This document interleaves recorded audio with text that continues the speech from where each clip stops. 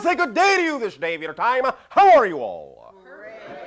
All right, let us begin, first of all, by once again thanking each and every one of you for the co-creation of this transmission and this interaction this day of your time. Once again, each and every time your civilization allows our civilization to have an interaction through this particular form of transmission and through this particular gateway and in this manner, it increases and expands our understanding of the infinite, because we get to experience the infinite through each and every one of the unique perspectives that each of you represent. And so we thank you for this gift of sharing.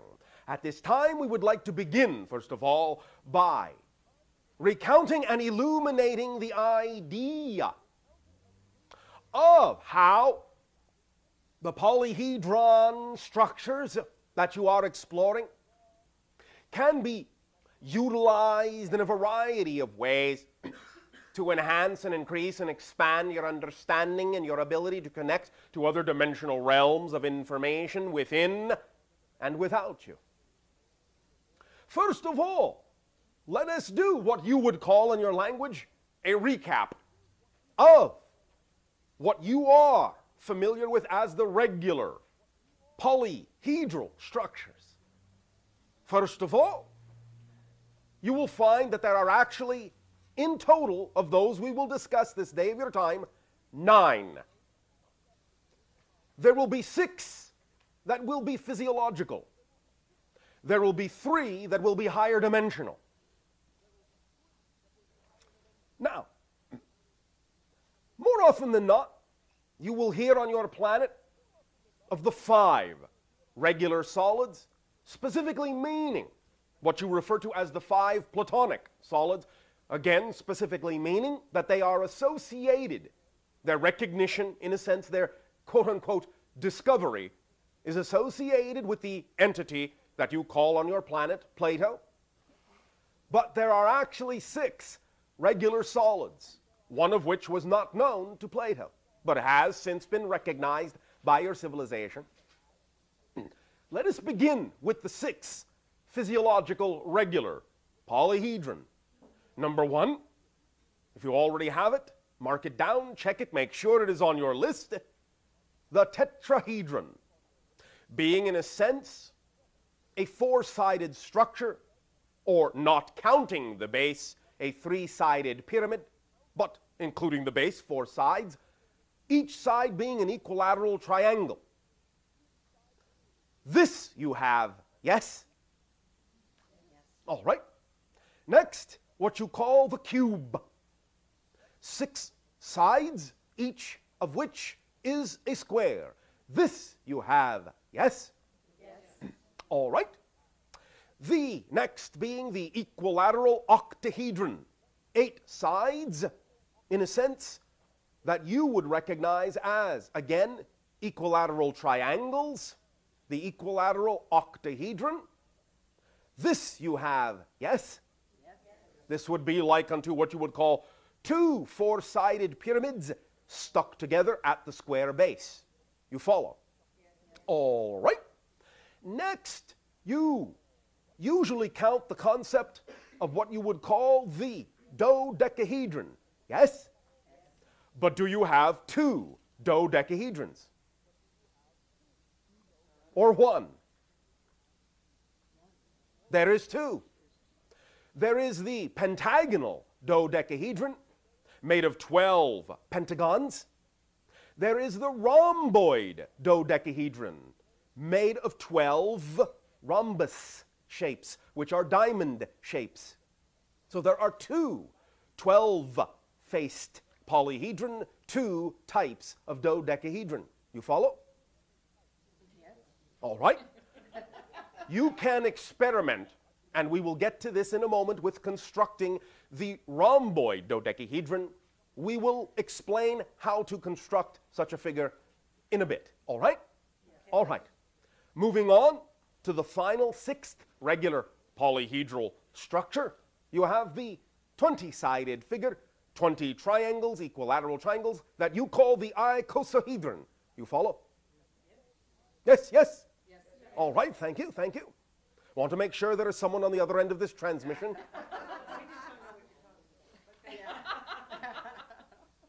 Is this true? That we don't know what you're talking about?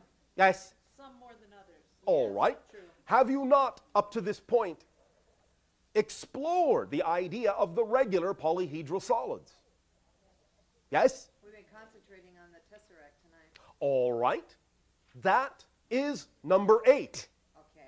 But first, number 7. And now we enter the dimension of higher realms. What you have now is what we call the tetragrammaton, which is like a tetrahedron in that it appears to be a 4-sided figure made of 4 regular triangles, in that sense, equilateral. But unlike the typical regular tetrahedron, you can now understand that each of the triangular faces, each of the 4, is actually the base of another whole tetrahedron pointing inwards inside the structure, as if each face were a completely separate tetrahedron contained within the overall outside tetrahedron. This is because each face is actually the side of an interdimensional tetrahedron, and they all overlap. All of them overlap. So what you have here is, again, a 20-sided figure, in that you have the overall tetrahedron, the outside one with 4, and then you have 4 of 4.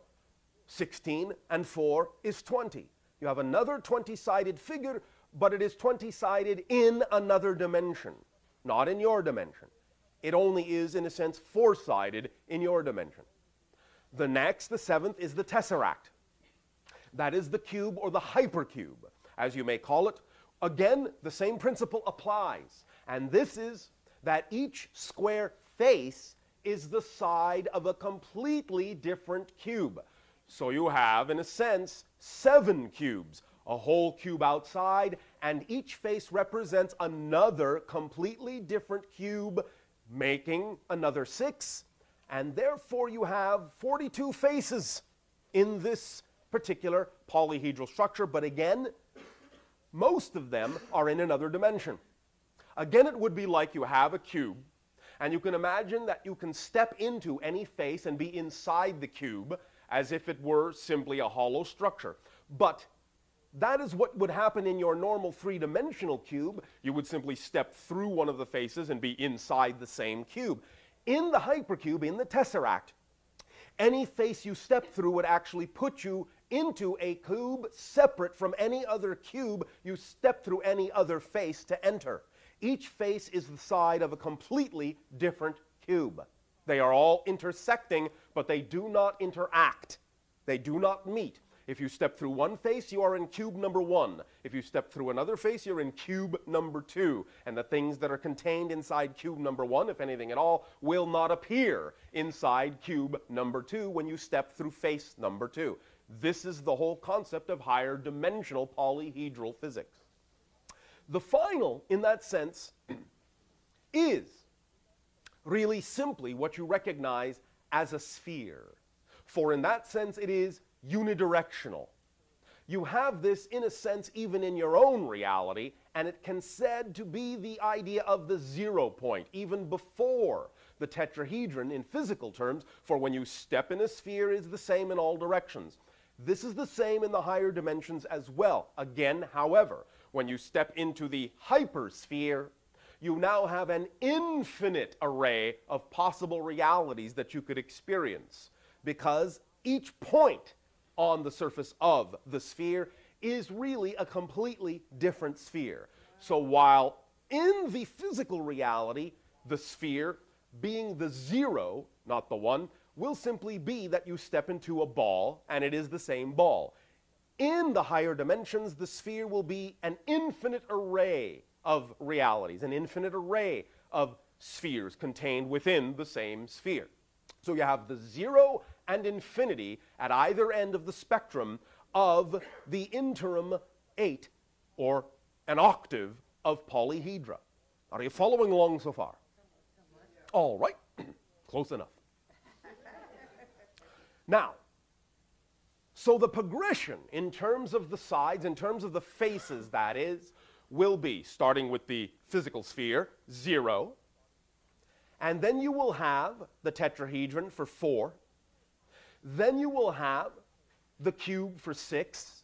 Then you will have the equilateral octahedron for 8. Then you will have 2 dodecahedrons, 2 12-faced figures. Then you will have the icosahedron for 20. Then you will have the tetragrammaton for 20, again forming the bridge connector from physical to non-physical reality with the same number of faces inward that the icosahedron has outward. Then you will have the idea of the tesseract or the hypercube for 42, and then you will have the hypersphere for infinity. So this is the count. Then, as you have it, 0 to the idea then of 4, and then 6, and then 8, and then 12, 12, and then 20, 20, and then 42, and then infinity. Now, the idea herein is to understand that these forms are some of the most basic structures in what you call nature, physical reality. They are some of the underlying templates, or if you wish, building blocks for how things arrange themselves in physical reality. And what this means is arrange themselves not only atomically, even subatomically, but also on a larger scale, a macrocosmic scale. Even relationships of energy follow these patterns in general. This is not to say there are not other patterns, but when we are talking about the regular ones, that is, ones that have faces that are equal to every other face, these form the basic skeleton of the underlying template of how things are arranged, or the relationships that exist throughout many different dimensions that are all connected to your particular universal reality, physical and etheric, and in that sense the hyperdimensional connections as well. But we will concentrate and focus on what will be most applicable to your reality, since, of course, that happens to be where you're focused at the moment. So, let us begin by understanding that one of the ways, and it is only one, of the ways to use these forms is, whether you do this in your own imaginations, in your mind's eye, so to speak, or whether you create some kind of media format in which to view this occurring, will not really matter as long as simultaneously to any assistive tool you may be using outside, you also will allow this to be going on in your imagination at the same time. When you can begin to imagine or visualize these forms inside your mind, inside your imagination, when you can see them in your mind's eye, dimensionally, and you can begin to move them, to turn them, to spin them, to rotate them in your mind, you will find that they actually have the capability of making changes within you. First of all, they will make energetic changes. Secondly, they will actually instill neurological changes. Thirdly, they can even instill physiological changes within you. They are like skeleton keys. And when you can hold the form in energy strongly, and begin to associate with it strongly, and begin to move it in space and time, then it will move you in space and time. You will go along with it. It will carry you, in a sense, into different orientations, different perspectives, allow you to perceive and access different dimensional perspectives of informational reality. So these are the keys turning in the locks, and as you become more proficient at turning them, then you will find you will be able to open more locks, open more doors, and begin to perceive through inspirational methods, through meditational methods, through artistic expressional methods, through many different creative methods. You will be able to perceive instant insights and perceptions of things you heretofore had not imagined. And you will find that you can also use these to take these new perspectives of information and figure out ways to apply this information, to adapt this information to your physical reality, to create new things, to have new ideas, to apply new methodologies, to create new results, new effects in your reality. This is the primary utilization that we will be discussing. There will be other utilizations that we can also perhaps touch on in this first preliminary discussion about the use of these regular polyhedra.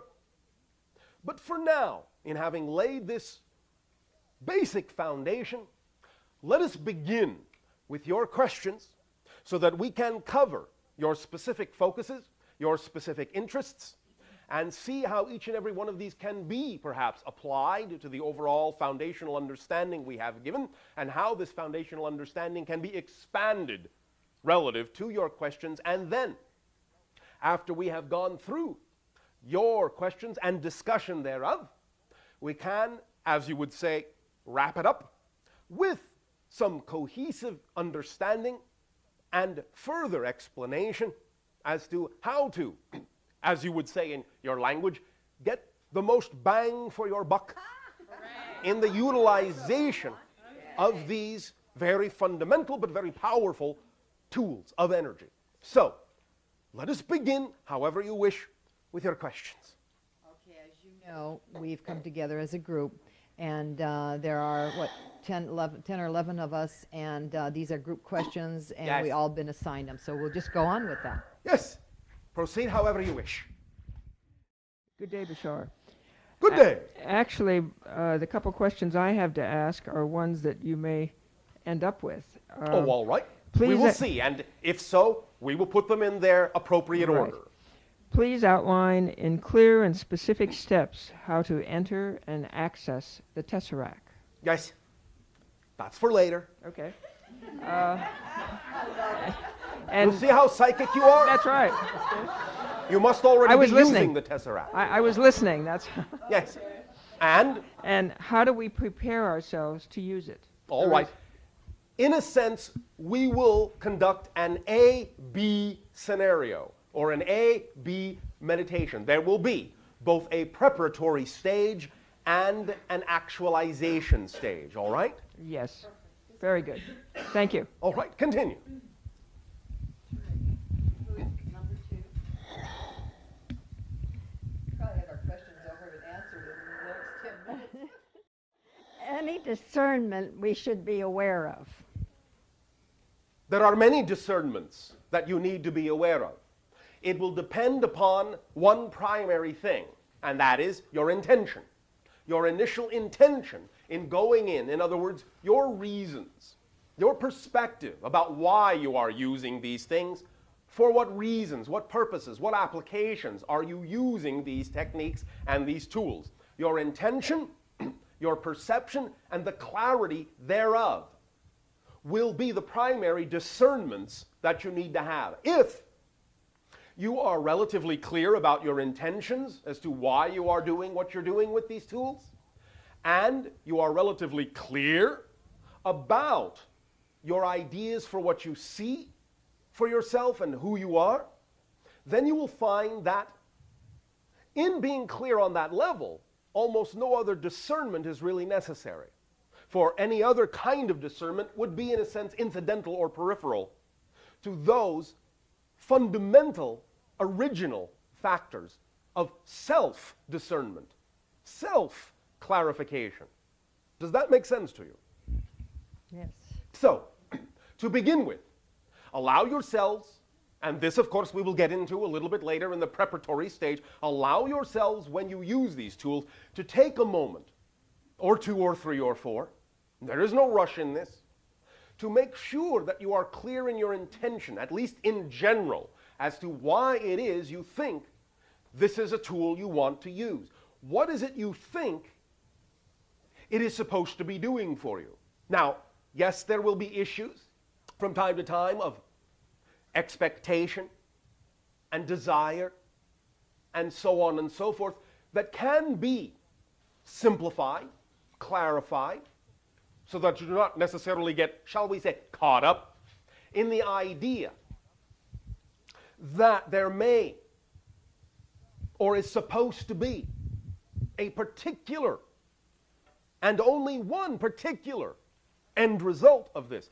There can be very, very, very many different kinds of effects you will receive from utilizing these tools. And that's why it's so critical to be clear to begin with about who you are, what your intention is, because that is what will determine what you find, in a sense, on the other side of the tool. But that takes self-assessment, honest self-examination about your beliefs, your emotions, your thoughts, what it is you define reality to be, all the basic fundamental tools we have discussed for 14 of your years with regard to clarifying your personality structure. Once your personality structure is clarified through examination of thoughts, emotions, and belief system patterns, then you will find that your intentions will also be clear and your applications will also be clear and sound. Does that make sense? Yes. Yes, it does. All right. Does that answer your question then? Yes. Any other specific discernment that any of you need to, shall we say, be aware of or keep an eye out for, we will touch on in the actual exercises in the meditation. All right? Yeah, I have another Yes. question. Yes.